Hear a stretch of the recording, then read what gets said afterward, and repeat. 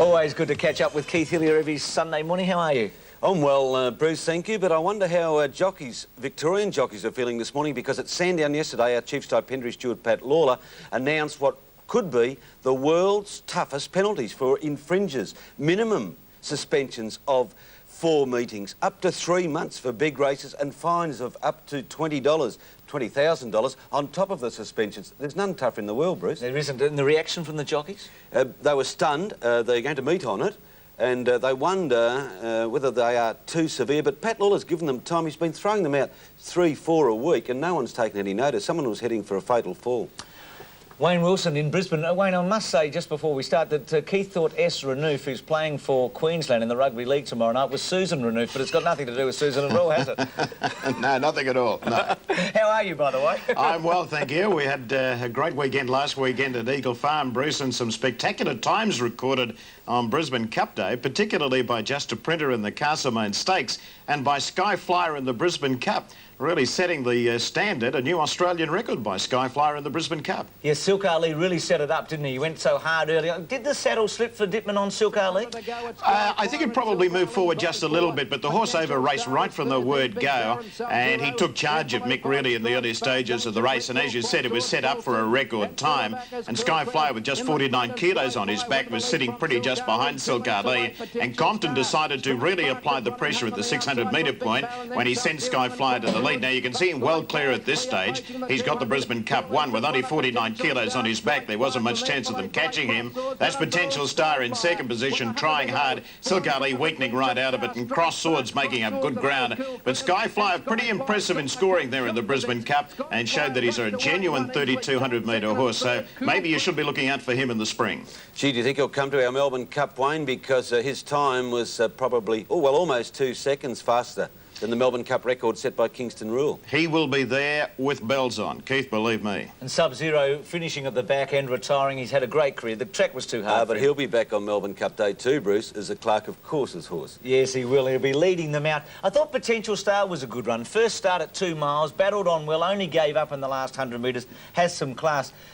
Well, Origin was a mighty run. She didn't get the money, Wayne, but she did beat Brave Warrior home, didn't she, in the Castlemaine? But we'll talk about that in a moment. Just a Printer and Mick Dittman getting the money. I loved Maureen's quote, or Mick saying, "You've been spoiled all your life, Mick. Get out there and ride a winner on the day of the race." Well, it really fired Mick up, didn't it? He gave this fellow a beautiful run just behind the pace, and the pace was very hot in the early stages of the race. He was in the slipstream, and he sprinted quickly once they straightened up. But those back markers just had no chance. They were that far back. They were 25 lengths off the leader at the 800-metre mark. Origin was a mighty run, wasn't it? A fantastic run by Origin, and I think she's got a great career ahead of her to finish within 2 lengths of the winner.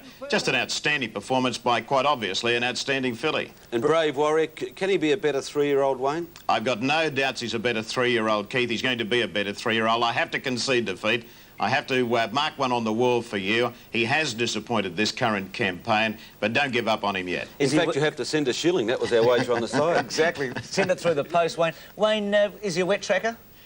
Who is Brave Warrior Yeah. wet tracker? No. He's not, okay. No, definitely not a wet tracker. He can't handle a wet track at all. Okay. So No. you've just been a disappointment then? A real disappointment? He has been a real disappointment, Bruce.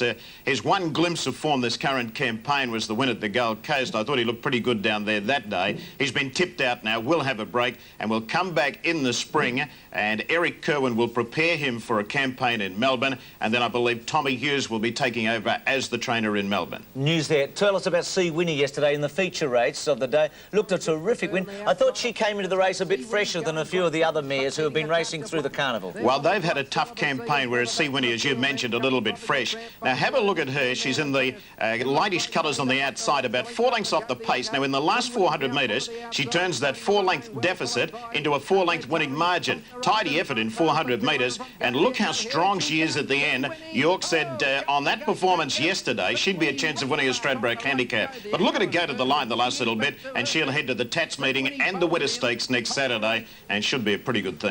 Yes, she will be hard to beat. Keith, can we go from Queensland to Victoria yesterday, the Australian steeplechase? Yeah, sure, Australian steeplechase day. Hussar's Best, Bruce, he's had 3, well, he's been past the post 3 times at Sandown. Now, watch the horse on the outside. The jockey rides him to the ground like a motor car pillion passenger. Hussar's Best comes to the last. He's got a 2-length break, but his mind goes off the job, and all of a sudden it's going to be a battle royal. Hussar's best, he's suspected a stayer. Personally, I think that might be detrimental to his prospects in the Grand National, but he's not short on courage. He produced it yesterday to run out a strong and deserved winner. He should never have lost that race at Sandown. It was an official blunder. Yes, he's been the form horse, hasn't he? Trying very hard. Chantry Rise failing to stay yesterday, but won the Grand Annual. Might be fitter for the Grand National. Yes, the jumping season's really hotting up, and I enjoyed that piece on Jamie Evans earlier on Sportsworld this morning. Well, it was a terrific story, wasn't it? And he is a wonderful rider, and I think he can compare with the greats.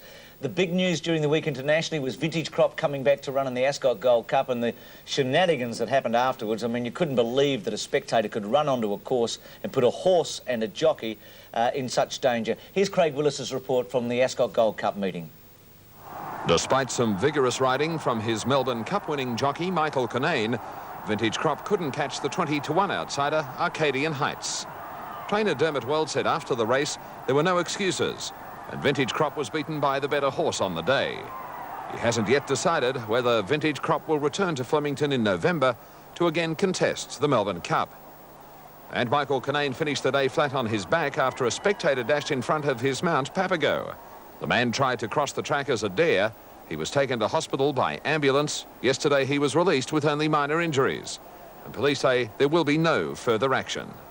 Well, Michael Kinane should horsewhip him then if there's no further action. What's happening with the protests in Melbourne? From July the 2nd, protest hearings in the stewards' room will be open to the press, Bruce, and I hope Wayne's not listening because Brisbane have had that for 40 years. Wayne is listening. We'll catch you both next week.